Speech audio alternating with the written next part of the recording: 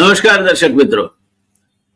આજકાલ ક્યાંક મતદારોને વાંકવું પડે અથવા એમના પ્રશ્નોનો ઉકેલ ના આવતો હોય, પછી રોડમાં ખાડા પડ્યા હોય, વળતર ના મળતું હોય, બીજી કોઈ તકલીફો હોય, કાયદો વ્યવસ્થાથી કંટાળ્યા હોય, તો હવે એવું બોલાતું થયું છે કે નહીં તો પછી અમે વિસાવદર વાળી કરીશું.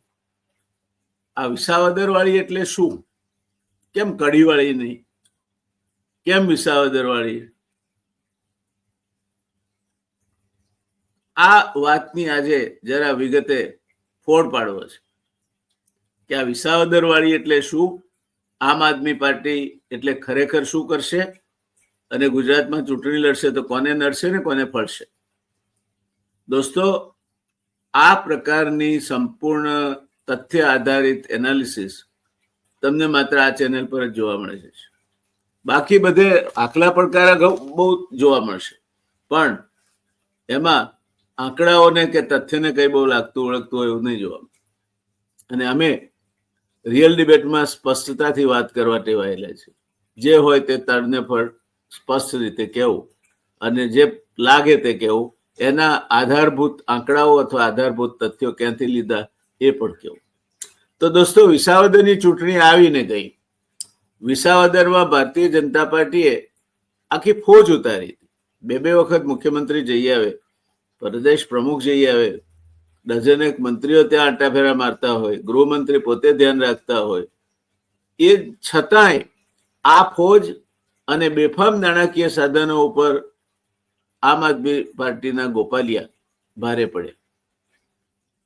આ બધો ઇતિહાસ થઈ ગયો છે, એટલે એની વધુ કડાકૂટમાં પડતો નથી.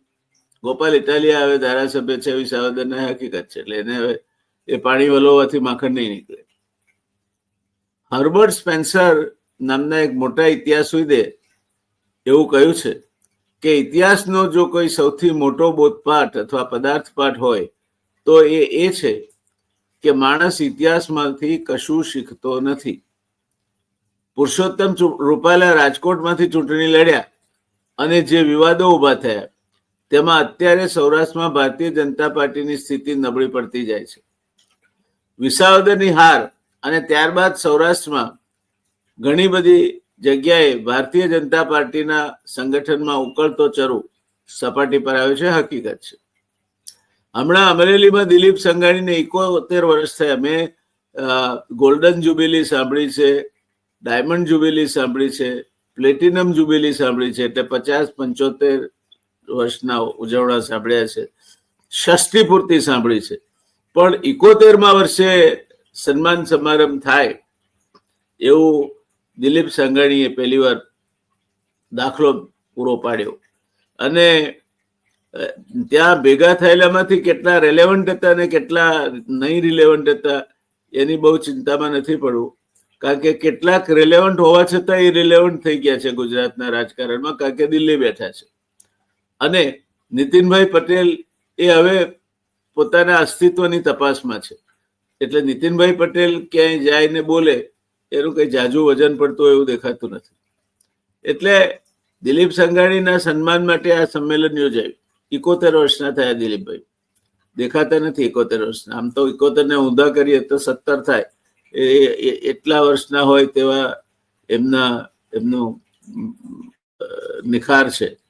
પણ 71 વર્ષ થયા એટલે આ સંમેલન દિલીપ સંઘાણીના સન્માન માટે અમરેલીમાં યોજાયું. હાલમાં ચલણમાં હોય એવા નેતાઓને બદલે પેલી 2000 રૂપિયાની નોટ રદ નથી થઈ છતાં પણ ચલણમાં નથી એવા નેતાઓ વધારે ભેગા થાય. પુરુષોત્તમભાઈ રૂપાલા, નીતિનભાઈ પટેલ, સમહાવ મનસુખ માંડવિયા નહીં જોવા મળ્યા, નહીં તો એક વધારે 2000ની નોટનો ઉમેરો થતે, પણ નહીં આવ્યા. ત્યાં આવી એટલે મેં જોયા નહીં હોય, આવ્યા હોય તો પણ હું એક ક્ષતિ બદલ જગ્યા રાખું છું.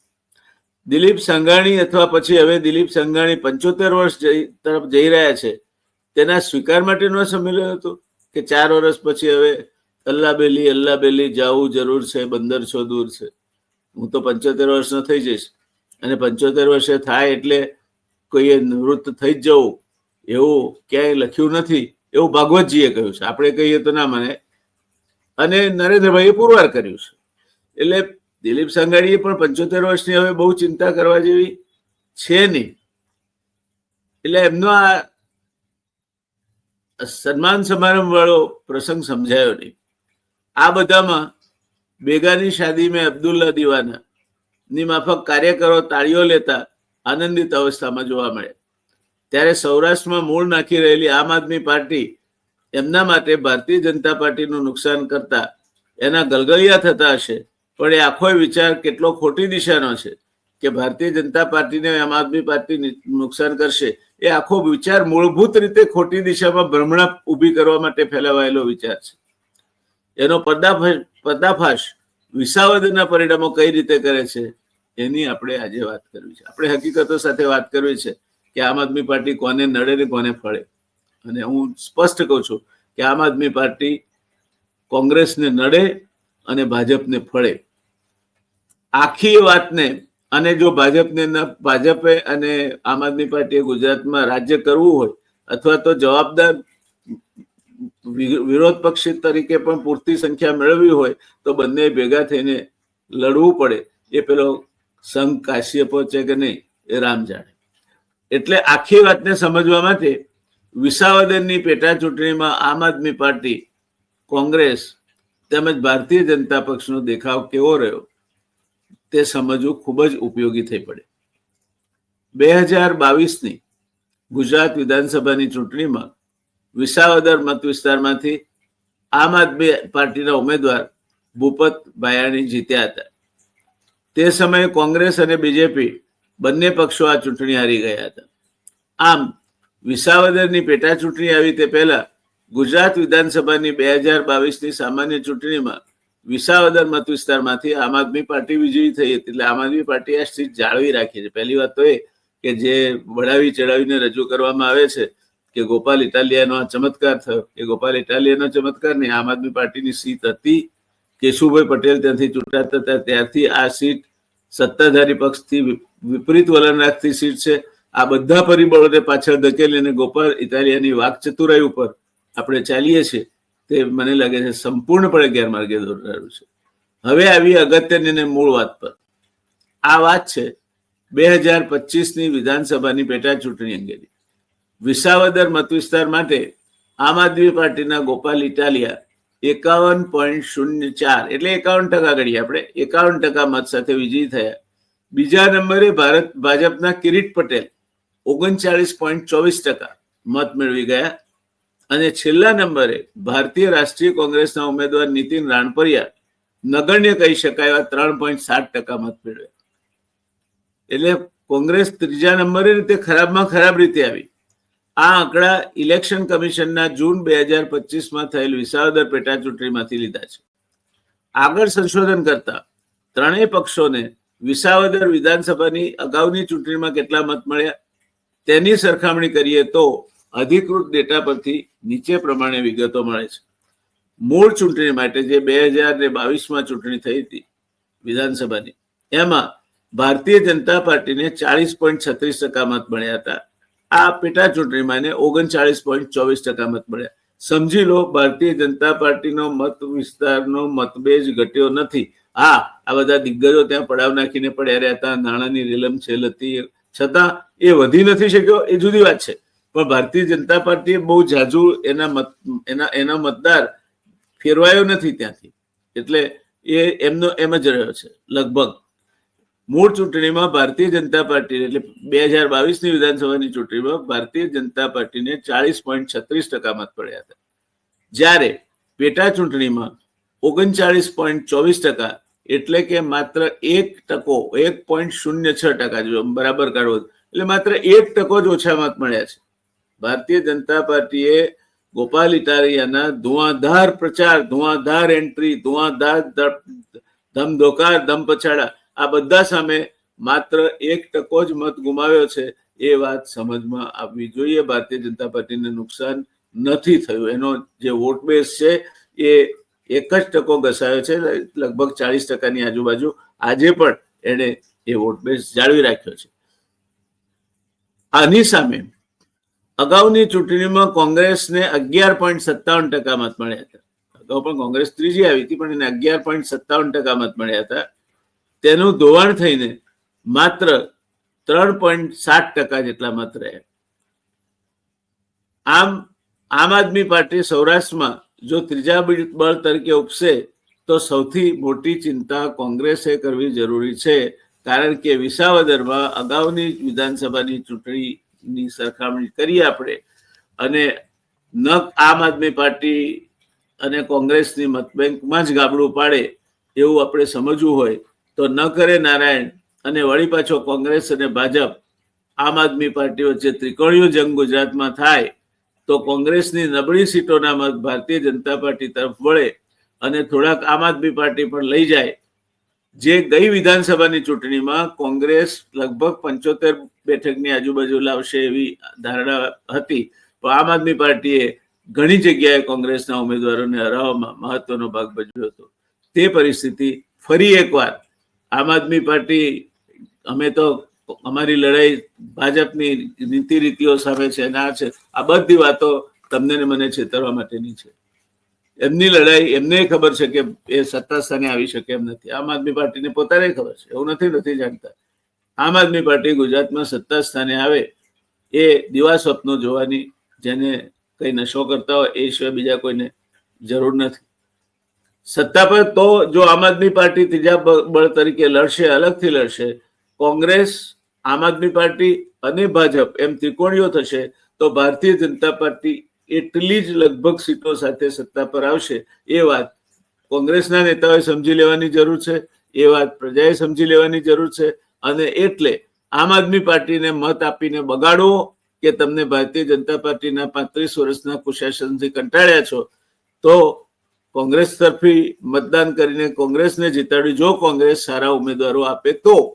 એમાં પણ પાછું ખાટલે મોટી કોડ જોને તો છે જ, ત્યાં પણ ગમા અણગમા છે, જૂથવાદ છે, જૂથવાદ ચરમસીમાએ ચાલે છે. અમુક જગ્યાએ રાષ્ટ્રીય નિરીક્ષક આવ્યા હોય ત્યારે પણ રાજકોટ જેવા શહેરમાં અમુક માણસોની ગેરહાજરી ઉડીને આંખે વળગતી હોય તેવી હોય છે. કોંગ્રેસ કેમ બોધપાઠ નથી લેતી સમજાતું નથી મને. એમણે નક્કી જ કર્યું છે કે આપણે કાયમી ધોરણે ભારતીય જનતા પાર્ટીને આ સ્ટેટ શતમ જેવી શારદા કરીને લખી આપવાનું છે.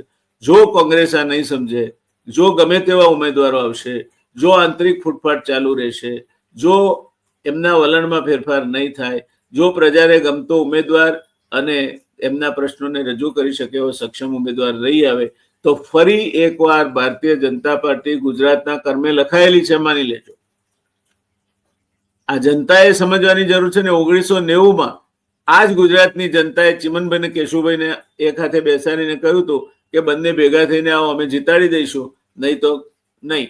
અને સૂત્ર પકડાઈ ગયેલું હતું કે કોંગ્રેસ નહીં ચાલે, કાળો ચોર પણ ચાલશે, અને કોંગ્રેસનું ધોવાણ થયેલું. એ વખતે જો ગુજરાત જનતા દળ, ભારતીય જનતા પાર્ટી અને કોંગ્રેસ એમ ત્રિપાંખીઓ થયો તો કોંગ્રેસ સારી એવી બહુમતીથી ચૂંટાઈ એવી હોય, તેમાં કોઈ શંકા નથી. હવે આ ઇતિહાસનો દાખલો કેમ સમજણ નથી પડતી ભારતીય જનતા પાર્ટીને? તો પડે છે, એમને તો મજા છે, એમ ત્રિપાંખીઓ થાય એટલે એમને બખે બખા. અમે 9 મહાનગરપાલિકાઓ અને 117 નવા તાલુકાઓ કરીને એમણે લગભગ 127 સીટ ઉપર પોતાનો મત કન્સોલિડેટ કરી દીધો છે. એટલે પરિસ્થિતિ વિપરીત હતી, વધુ વકરીને વધુ વિપરીત બની છે. અને એમાં પછી આ આમ આદમીના ગોપાલિયાનું પ્રકરણ, આપણે ગોપાલ ઇટાલિયાનું પ્રકરણ, સોરી ગોપાલભાઈ માફ કરજો, મારાથી ભૂલમાં ઉચ્ચારમાં ગલતી થઈ ગઈ છે, ક્ષમા ચાહું છું. ગોપાલભાઈ નું પ્રકરણ, વિસાવદરમાં કશું જ નવું નથી થયું. વિસાવદરમાં ગોપાલભાઈ જીતવાના જ હતા. આમ આદમીનો કોઈ પણ ઉમેદવાર આવ્યો હોત તો જીતતે, અને કોંગ્રેસે પણ કદાચ પાલભાઈ આંબલિયા જેવાને કોઈકને ઉભા રાખ્યા હોત તો કદાચ પરિણામ રસપ્રદ તો બનતે. કોણ જીતતે કોણ નહીં જીતતે એની આપણે ચર્ચા નથી કરવી. હું કોંગ્રેસ પાર્ટીનો સભ્ય છું એટલે એક મર્યાદામાં રહીને વાત કરું છું, કારણ કે હું એક એનાલિસ્ટ તરીકે અત્યારે વાત કરું છું. મારે કોઈ રાજકીય પક્ષ સાથેના રાગ વિતરાગથી પ્રેરાઈને વાત નથી કરવાની. પણ હું એવું ઈચ્છું કે ભારતીય જનતા પાર્ટીનું શાસન હવે પૂરું થાય. 35 વર્ષ ઘણા થયા. ડેરીથી માંડીને સહકારી બેંકોથી માંડીને એક ક્ષેત્રમાં એમણે પોતાના ડોન ઉભા કર્યા છે અને સમાજને ચૂસવાનું, નિર્બળોના સામે ધોકાબાજી કરવાનું, ખોટા કેસ ઉભા કરવાનું, સરકારી તંત્રની મદદ લઈને લોકોને પીડવાનું કામ પરફેક્શનથી અત્યારે ભારતીય જનતા પાર્ટી કરી રહી છે અને આપણે એના બધા ભોગ બનીએ છીએ અને છતાંય આપણે હજુ આમ આદમી પાર્ટી સત્તા ઉપર આવશે એવા સ્વપ્નોમાં રાચીએ છીએ. સાહેબો લખી રાખજો, આમ આદમી પાર્ટી 2029ની ચૂંટણીમાં 2027ની ચૂંટણીમાં આમ આદમી પાર્ટી ગુજરાતની સત્તાધારી પાર્ટી બનશે એવું આજની તારીખમાં મગજ ઠેકાણે હોય એવો એકે માણસ નહીં કે. પછી આ તો રાજકારણ છે, કાલે ઉઠીને શું થાય એનું કઈ ના કહેવાય. Politics is a game of ઇમેન્સ possibilities. ક્યારેક હાથડી કળશ ઢોળી પણ દે, પણ એક ગોપાલ ઇટાલિયા સારા છે એટલે આમ આદમી પાર્ટી સારી છે તો તમારે કેજરીવાલથી માંડીને ભર બપોરે દારૂ પીને લોકસભામાં આવનાર ભગવંત માન સુધીના એના માણસોને જોવા જોઈએ. દિલ્હીમાં કેમ એમનો સફાયો થઈ ગયો એ સમજવું જોઈએ. પંજાબમાં કેમ ભગવંત માન ઘૂસવા નથી દેતા કેજરીવાલને તે સમજવું જોઈએ. કેજરીવાલ કેમ આજે અનાથ જેવા થઈ ગયા છે તે સમજવું જોઈએ. તો આમ આદમી પાર્ટીનું સાચું કળેવર સમજાશે. આમ આદમી પાર્ટી એ રાષ્ટ્રીય પાર્ટી બની શકે જ નહીં. એના એવા કોઈ તોર તેવર કે તૈયારી નથી અને એ પરિસ્થિતિમાં ગુજરાતના મતદારે આ વખતે પેલો જે પૃથ્વીરાજ ચૌહાણને ચંદ બારોટે કહ્યું હતું ને, 4 બસ 24 ગજ અંગુલ અસ્ત પ્રમાણ ઉતને પે સુલતાન હૈ તો મત ચૂકે ચૌહાણ. આ છેલ્લી તક છે તમને. ભારતીય જનતા પાર્ટી આ વખતે સત્તા ઉપર આવી એટલે સમજી લેજો કે કદાચ આ તમારી થોડી ઘણી પણ મુક્ત રીતે થતી હોય, પૈસા સરકારી તંત્ર દંડાવાળી બધાથી મુક્ત રીતે થતી હોય. ભારતીય જનતા પાર્ટીના પ્રમુખની શુભેચ્છા મુલાકાતના માંડવા ઉભા કર્યા હોય પાલનપુરમાં ને સિદ્ધપુરમાં, અને ત્યાં 5-6 લોકોના મોબાઈલ જતા રહે, 6-8 લોકોના ગજવા કપાઈ જાય, તો પાર્ટી તો કાપે છે પણ પાર્ટીના હવે તો પોલીસવાળાની હાજરીમાં ગજવા કપાવવા માંડ્યા છે અને એને પાછો બેસ્ટ પોલીસ સ્ટેશનનો એવોર્ડ અપાય. તો એને તો ખિસ્સાકાતરો પોલીસ સ્ટેશનનો એવોર્ડ આપવો જોઈએ. ભારતીય જનતા પાર્ટીનું પોલીસ તંત્ર હાજર હોય, એના પ્રદેશના પ્રમુખ આવવાના હોય, કડક બંદોબસ્ત હોય, એવા બંદોબસ્તમાં 6-8 માણસના ગજવા હળવા થઈ જાય, સ્ટેજ ઉપર ચડીને કોઈ લાફાવાળી કરે. કઈ જાતની પાર્ટી છે અને કઈ જાતનું એનું તંત્ર છે અને કઈ જાતને તંત્રના સાંઠગાંઠમાં આ બેસ્ટ પોલીસ તંત્ર કઈ રીતે ચાલે છે. આજે ખુલ્લે આમ સિદ્ધપુરમાં દારૂ વેચાય છે, હું ઓન રેકોર્ડ કહું છું, મારી પાસે એનો વિડીયો છે અને હું ડીજીપી નો સંપર્ક કરવા મથી રહ્યો છું. થશે ત્યારે એમને મોકલી આપીશ. હવે સરકારના મોટા અધિકારીઓ તો એવું માને છે કે પોતાના પરમ પૂજ્ય પિતાશ્રીના પૈસા એમના બિલો ભરાય છે બધા ફોનના અને ગાડીઓના, એટલે પ્રજાને તો જવાબદાર છે જ નહીં. આવું કેમ ચાલે? એટલે આમ આદમી પાર્ટી કોંગ્રેસના જ મત કાપશે. આ બાબતમાં કોઈના પણ મનમાં શંકા હોય તો વિસાવદરના પરિણામોએ તોડી નાખી છે. વિસાવદરના પરિણામોમાંથી બીજો એક બોધપાઠ એ પણ નીકળે છે કે આમ આદમી પાર્ટી જ્યાં જ્યાં પોતાના મૂળિયા નાખે છે ત્યાં એ પોતાનો મતાધાર વધારે છે. પહેલા કોંગ્રેસને એકલી બીજેપી ફટકારતી હતી, હવે આમ આદમી પાર્ટી પણ જ્યારે જ્યારે મોકો મળે ત્યારે કોંગ્રેસનો વાહો લાલ કરવાનું ચૂકતી નથી. પેલું વરેચર જેવું છે ને કે ક્લાસમાં એ ગેરહાજર હોય ગરીબ માણસ અને કોકે ગણિતના સાહેબને ચોક માર્યો હોય અને પકડીને હેડમાસ્ટર પાસે ફરિયાદ જાય, તો વનેચર ઘેર હોય એના ઘેરથી છોકરાઓ એને બોલાવી આવે ને એ જેવો એની હાથે બધા એન્ટર થાય, દાખલ થાય હેડમાસ્ટરના રૂમ ચેમ્બરમાં, એટલે પેલા વનેચરને 2-4 ઠોકી દે. પેલો ગરીબ માણસ બહાર આવીને પૂછે કે મને માર્યો શું કરવા, એ તો કહો. ત્યારે પછી કોઈક ફોડ પાડે કે આ ગણિતના પીરિયડમાં તમે ચોક મારેલો અને એમાં પરિસ્થિતિ એવી થઈ કે સાહેબે બોલાવ્યા અને અમે તને બોલાવી ગયા અને એટલે સાહેબે તને જોયો એટલે માર્યો. અને પછી વનેચર કબૂલ પણ કરે, જે આપણે બધા વનેચરો છીએ કબૂલ પણ કરે કે હા તો વાંધો નહીં, આપણે બાકી વાંક વગર કોઈ મારવું નહીં જોઈએ. એટલે આમ આદમી પાર્ટીને તો કોંગ્રેસને મજા આવે જ મારવાની, કારણ કે એને ખબર છે કે એ થોડી ઘણી એની સીટો ચૂંટાશે તો કોંગ્રેસ જ્યાં એને જગ્યા આપશે ત્યાં ભાજપમાંથી તો કઈ એનું કોઈ શક્કરવાળો વળવાનો નથી. એટલે આમ આદમી પાર્ટી જેવી મહાછલનામય પાર્ટી બીજી એકેય પાર્ટી નથી. ભારતીય જનતા પાર્ટી એના કરતા સારી, જાણીતો ચોર અજાણ્યા કરતા સારો.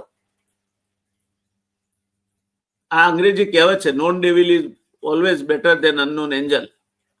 એટલે જાણીતો શેતાન એ અજાણ દેવદૂત કરતા સારો છે આ અર્થમાં. એટલે કોઈને કોઈ વ્યક્તિગત રીતે અથવા તો એમ લેવાની જરૂર નથી. એટલે વિસાવદરની વાતમાંથી બીજો મત આપણને બોધે મળે છે કે આમ આદમી પાર્ટી જ્યાં પોતાના મૂળિયા નાખે છે ત્યાં એ પોતાનો મતાધાર વધારે છે. પહેલા કોંગ્રેસને એકલી બીજેપી ફટકારતી હતી, હવે આમ આદમી પાર્ટી પણ જ્યારે જ્યારે મોકો મળે ત્યારે કોંગ્રેસનો વાહો લાલ કરવાનું ચૂકતી નથી. એ પછી ગોપાલ ઇટાલિયા હોય, ચૈતર વસાવા હોય, રાજુ કરપડા હોય કે ઈસુદાન ગઢવી હોય, અને એ એમની વ્યૂહરચના છે, એના સામે કોઈ વાંધો ના હોઈ શકે. આપણને સમજ નથી પડતી. તકલીફ ત્યાં છે કે જનતાને સમજ નથી પડતી, અને જનતાને સમજ નથી પડતી માટે જનતા આવતીકાલનું રાજકીય વિકલ્પ ગુજરાતમાં આમ આદમી પાર્ટીને જોવે છે. એટલા માટે મારે આટલો ફોડ પાડવો પડે છે, કારણ કે હવે પછી આવું છું કડીના પરિણામો પર. કડીમાં પણ પેટા ચૂંટણી હતી. ત્યાં જે ધારાસભ્ય ચૂંટાયા હતા એ 2 વર્ષની સજા પામવાના કારણે ગેરલાયક થયા અને પાછા ફરી ચૂંટણી લડ્યા. તો પહેલા 2022ની ચૂંટણીમાં ભાજપને 59.60% મત મળ્યા હતા 2022માં. 2017માં 52.92% મળ્યા હતા. અને આ વખતે જે 2025ની પેટા ચૂંટણી થઈ તેમાં 63.79% મત મળ્યા. 59.60%માંથી જમ્પ મારી અને 63.79% એટલે 14% એટલે 4.19% વધારો થયો. ભારતીય જનતા પાર્ટી સત્તા પર હોવા છતાં સામાન્ય રીતે એન્ટી ઇન્કમ્બન્સી નડવી જોઈએ, પણ વધારો થયો. રાષ્ટ્રીય નેશનલ કોંગ્રેસના કેટલાક દિગ્ગજ નેતાઓ એ વિસ્તારમાં રહે છે, અને છતાં એને 2022ની ચૂંટણીમાં 33.68% મત મળ્યા હતા. એના બદલે 2025માં એને 31.05% મળ્યા, એટલે -2.63% મત ઘટ્યા. એટલે સરવાળે 4 ને 2 6 અને 63 ને 19 82 6.82% મતનો ફરક રહ્યો. આ 6.82% મતનો સ્વિંગ એ કોંગ્રેસે કડી વિસ્તારમાં મતાધાર ખોયો, દવાઈ લાગે એવું છે. પેટા ચૂંટણીમાં મતાધાર ખોયો, કોંગ્રેસના દિગ્ગજ નેતાઓ કલોલને આજુબાજુમાં રહે છે છતાં ખોયો. શું થયું છે કોંગ્રેસને? પણ એ હકીકત છે. અને આમ આદમી પાર્ટી ત્યાં નથી ફાવી. જ્યાં કોંગ્રેસ ને ભાજપ બે મજબૂત છે ત્યાં આમ આદમી પાર્ટી કશું ઉકાળી શકતી નથી. આમ આદમી પાર્ટીને 2022માં 4.17% મત મળ્યા હતા. આ વખતે 4.29% મત મળ્યા. એટલે એમાં કઈ બહુ ફેરફાર નથી થયો. સરવાળે 0.12% મત વધારે લઈ ગઈ. 0.12%. હા, એ તો સ્વાભાવિક છે, એટલા મત તો આમ તેમ થાય. એટલે આમ આદમી પાર્ટી બહુ મહાન છે અને આમ આદમી પાર્ટી ઉભી રહેશે એટલે ચૂંટાઈ આવશે, આ વાતો વાહિયાત છે. વિસાવદરની જીતના કેટલાક કારણો છે, જેમાં પાયાનું કારણ એ છે વિસાવદર કેશુભાઈ પટેલ પણ ચૂંટાતા હતા ત્યાંથી. એ સામાન્ય રીતે સત્તાધારી પક્ષથી વિરુદ્ધની મત વિસ્તાર રહ્યો છે. જેમ ખાડિયા હંમેશા આખી દુનિયા જ્યારે કોંગ્રેસને મત આપતી હતી ત્યારે પણ ખાડિયા અશોક ભટ્ટને ચૂંટીને મોકલતો હતો. એટલે વિસાવદર એ સત્તાધારી પક્ષથી વિરુદ્ધનો મતદાર રહ્યો છે. વિસાવદરમાં ગોપાલ ઇટાલિયા એ ચૂંટણી પ્રચારની શરૂઆત વહેલી કરી હતી અને પોતાને એક ચૂંટણી હારવાનો જે અનુભવ હતો એ અહીં રિપીટ ન થાય માટે પૂરેપૂરી પોતાની તાકાત કામે લગાડી હતી. વિસાવદરમાં ભારતીય જનતા પાર્ટીએ પોતાનું બધું જ દમખમ લગાડી દીધું હતું અને વિસાવદરમાં કોંગ્રેસ ખોવાઈ ગઈ હતી. આ સ્થિતિ હવે માંડ 2027ની ચૂંટણી આડે થોડોક સમય બાકી રહ્યો છે, ત્યારે પોસાય નહીં એવું દરેક રાજકીય પક્ષને, ખાસ કરીને ભારતીય જનતા પાર્ટીને શાસનમાંથી દૂર કરવી હોય તો 1990નું સૂત્ર જે જનતાએ આપ્યું હતું કેશુભાઈને અને ચિમનભાઈ પટેલને કે બંને ભેગા થઈને આવો,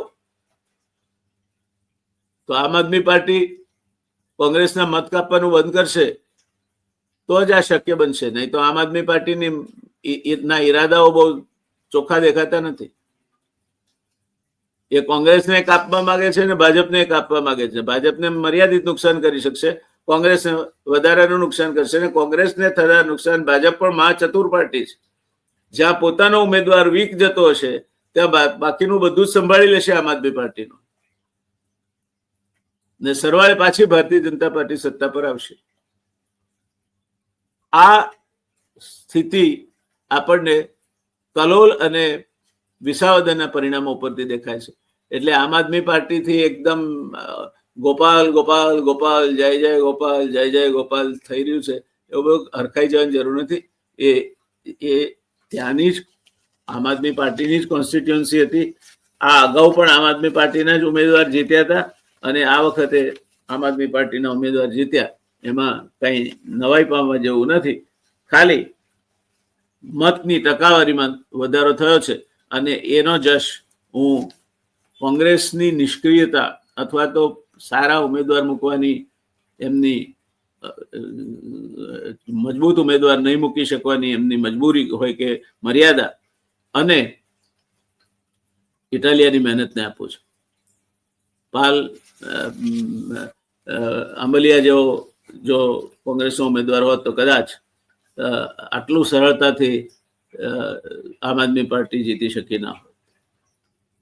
એટલે વિસાવદર અને કડી બે ચૂંટણી પરિણામો જોઈએ તો એક વસ્તુ બહુ સ્પષ્ટ રીતે ઉપસે છે ને એ છે કે ત્રિપાંખીઓ થશે તો આમ આદમી પાર્ટી કોંગ્રેસના મત કાપશે, સરવાળે ભારતીય જનતા પાર્ટીને ફાયદો થશે. આ વસ્તુ ધ્યાનમાં રાખવી જોઈએ. બસ આજે આટલું જ દોસ્તો. આ ચર્ચામાં ઘણી વિગતવાર ચર્ચા કરી આપણે હજુ પણ ગોપાલભાઈ ઇટાલિયા અને વિસાવદરના જ્ઞાનમાં હોઈએ તો બહાર આવીએ. વી નીડ મોર ગોપાલ ઇટાલિયા. ગોપાલ ઇટાલિયાનો વ્યક્તિગત રીતે હું પ્રશંસક છું. સારા માણસ છે, યુવાન છે, સમજે છે, વાત યોગ્ય તર્ક સાથે મૂકી શકે છે, બધું જ બરાબર. પણ એક પોલિટિકલ પાર્ટી તરીકે હું આમ આદમી પાર્ટીને રાષ્ટ્રીય પાર્ટી તરીકે સ્વીકારવા અથવા ગુજરાતના શાસનમાં આવે સ્વીકારવા તૈયાર નથી, કારણ કે એ એનું ગજુ નથી, એનું કલેવર નથી. અને દિલ્હીમાં પણ એમણે જે કહેતા હોય તે, બાકી એમના કૌભાંડો કઈ ઓછા નથી. એટલે આપણે ગોપાલ ઇટાલિયાને ભલે આવકારીએ. વિસાવદરના પરિણામો આજ આવવાના હતા. અગાઉ પણ આમ આદમી પાર્ટીના ઉમેદવાર જ જીત્યા હતા. આ વખતે પણ આમ આદમી પાર્ટીના જ ઉમેદવાર જીત્યા છે. એટલે આમ આદમી પાર્ટીએ આ સીટ જાળવી રાખી છે. કોણ જાણે કેમ આપણા મગજમાં એવું ઘૂસી ગયું છે કે આમ આદમી પાર્ટીએ ભાજપને હરાવી દીધી. ના ભાઈ, ભાજપ તો હારી હતી પહેલા પણ. પછી જીતેલા ઉમેદવારને તમે લઈ આવો અને પછી ફરી પેટા ચૂંટણી ફરી હારો તો આક્રોશ જનતાનો રહેવાનો જ છે કે અમે જેમને ચૂંટીને મોકલ્યા હતા એને તમે ઉપાડી જાઓ અને તમે ફરી પાછા અહીંયા આવો છો. સ્વાભાવિક છે. અને છતાંય બહુ જાજુ નુકસાન થયું નથી કોંગ્રેસને એના મતબેઝમાં. બહુ જાજુ નુકસાન થયું નથી ભારતીય જનતા પાર્ટીને એના મતબેઝમાં. કોંગ્રેસને ચોક્કસ થયું છે. સાધનોની મર્યાદા, કંઈક જોતા પ્રચાર તંત્રમાં ઢીલાશ, યોગ્ય ઉમેદવારનો અભાવ. જોકે જેમણે ટિકિટ આપી હશે એમણે બધું જોયું હશે, એટલે એમના એબિલિટી ઉપર કોમેન્ટ કરવાનો મારો કોઈ ઈરાદો નથી. અને વિશ્લેષક તરીકે હું ચોક્કસ કહીશ કે પાલભાઈ આંબલિયા જેવો કોઈ ખેડૂત આગેવાન ત્યાં મૂક્યો હોત તો કદાચ પરિણામ વધુ નિકટ નું આવી શક્યું હોત અને જુદું આવી શક્યું. ખેર, એ કોંગ્રેસના વરિષ્ઠ આગેવાનોએ જોવાનું છે, મારો વિષય નથી. હું એક વિશ્લેષક છું, આંકડાઓ સાથે વાત કરું છું. આંકડાઓ સાથે વાત કરતા કરતા આંકડાઓ મને જે કે તે સાંભળું છું અને જે સાંભળું છું તે તમારી સામે રજૂ કરું છું. આમાં મારો કોઈ પ્રત્યે રાગ કે દ્વેષ નથી. કબીરજીને હું સંપૂર્ણપણે વફાદાર છું. જ્યારે કબીરજી કહે છે કે કબીરા ખડા બાજાર મેં कबीरा खड़ा बाजार में मांगे सबकी खैर, ना किसी से दोस्ती ना किसी से बैर, ना किसी से दोस्ती ना किसी से बैर। जो सच लगेगा जयनारायण व्यास वो ही कहेगा। जयनारायण व्यास गलत हो सकता है क्योंकि वो इंसान है, मगर जानबूझकर झूठ बोलना या जानबूझकर सच को झूठ ठहराना जयनारायण व्यास की फितरत में नहीं है, ये आप समझ लीजिए। धन्यवाद। મળતા રહીશું આવા રસપ્રદ વિષયો સાથે, વિગતે એનાલિસિસ કરતા રહીશું, ચર્ચા કરતા રહીશું. ધન્યવાદ. આવજો.